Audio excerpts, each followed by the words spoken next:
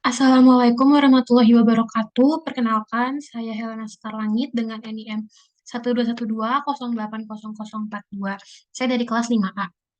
Di sini saya akan mempresentasikan proposal penelitian saya yang berjudul Penerapan Modeling Query Berbantuan Edpuzzle pada Materi Minyak Bumi untuk Meningkatkan Hasil Belajar Siswa.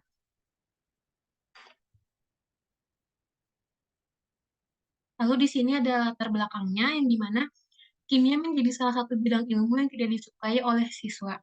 Hal ini karena kimia merupakan konsep yang bersifat abstrak dan kompleks. Maka dari itu, sebagian siswa menganggap bahwa materi kimia sangat sulit dipahami dan membosankan. Di sini saya menggunakan salah satu materi yang digunakan adalah minyak bumi, yang di mana materi minyak bumi pada proses pembelajaran dilakukan dengan banyak membaca, sehingga dibutuhkan suasana kelas yang baru saat proses pembelajaran supaya siswa tidak bosan dan tetap aktif selama pembelajaran. Metode pembelajaran yang sesuai dengan proses pembelajaran ini adalah inquiry based learning, yang di mana melibatkan siswa harus berperan aktif, mandiri, dan memotivasi siswa selama kegiatan pembelajaran. Untuk membuat siswa menjadi aktif dan tidak bosan, maka digunakan media pembelajaran yaitu Edpuzzle.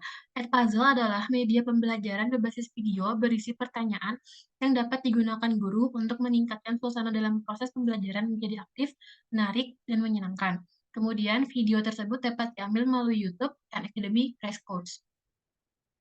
Lalu selanjutnya ada rumusan masalah, di mana rumusan masalah pertama itu adalah bagaimana penerapan modeling query berbantuan Edpuzzle untuk meningkatkan hasil belajar siswa pada materi minyak bumi?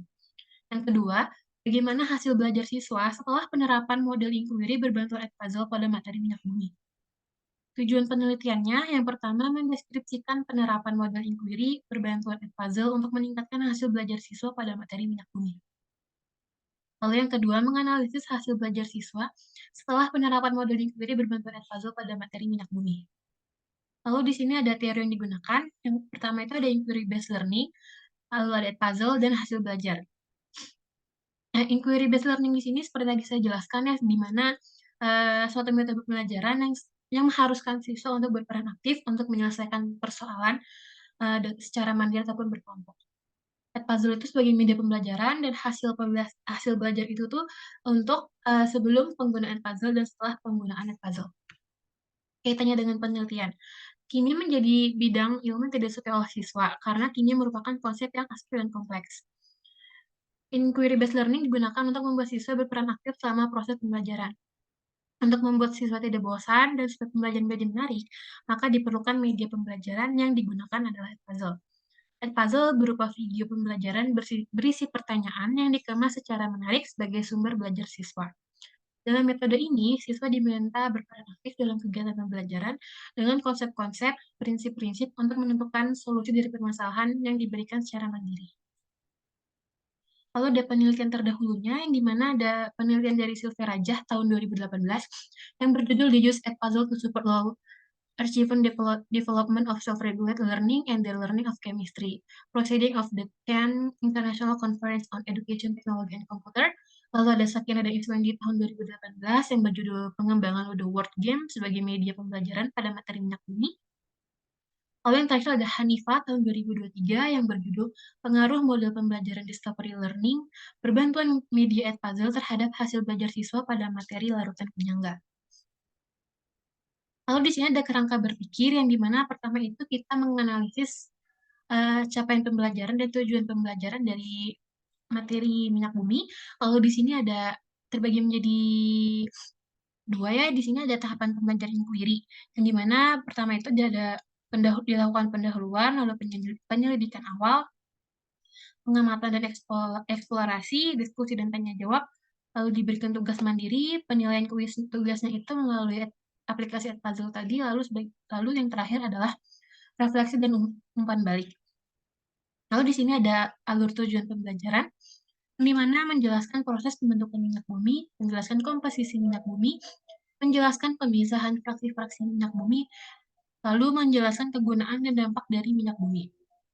Yang dimana tujuan dari hasil akhir penggunaan puzzle berbasis inquiry ini dan ATP ini nantinya akan untuk meningkatkan hasil belajar siswa. Lalu Muncullah judul penerapan modul inquiry berbentuk puzzle pada materi minyak bumi untuk meningkatkan hasil belajar siswa. Lalu selanjutnya ada metode penelitian. Penelitian ini menggunakan pendekatan penelitian kuantitatif, di mana hasil pendekatan kuantitatif ini didapatkan dari hasil pembelajaran menggunakan Edpuzzle. Desain penelitian yang digunakan adalah one group pretest post-test design yang dilakukan pretest dan post-test pada tiap kelompok. Desain penelitian ini untuk melihat adakah peningkatan sebelum dan sesudah diberikan perlakuan. Subjek dari penelitian ini adalah siswa kelas 12 SMA atau madrasah yang sedang mempelajari materi minyak bumi dan waktu pelaksanaannya selama 2 hari. Lalu ada instrumen penelitian, di mana ada deskripsi pembelajaran, lembar observasi, flowchart, storyboard, Edpuzzle, lembar penilaian, dan lembar validasi. Lalu ada teknik pengumpulan teknik pengumpulan data, yang dimana data yang diperoleh berasal dari hasil jawaban benar siswa pada setiap pertanyaan mengenai materi minyak bumi dengan menggunakan media Edpuzzle. Penggunaan Edpuzzle ini melalui lembar observasi dan data yang diperoleh dari hasil pretest dan posttest. Lalu ada teknik analisis data, yang di mana lembar observasi aktivitas siswa. Jadi kita tuh memantau kegiatan siswa selama proses pembelajaran. Lalu yang kedua ada analisis data penelitian kelompok belajar siswa. Kemudian yang ketiga, penelitian lembar validasi ahli ini dilakukan oleh dosen ataupun guru kimia. Lalu yang keempat ada analisis data soal pretest dan posttest. Jadi sebelum dilakukan pembelajaran, jadi melakukan pretest terlebih dahulu, dan selanjutnya melakukan posttest setelah selesai melakukan pembelajaran menggunakan Edpuzzle untuk mengetahui hasil akhir siswa. Ada ujian normalitas, dan yang terakhir ada analisis respon siswa, yang dimana untuk mengetahui keefektifan penggunaan puzzle ini. Sekian yang bisa saya sampaikan, kurang lebihnya mohon maaf. Wassalamualaikum warahmatullahi wabarakatuh.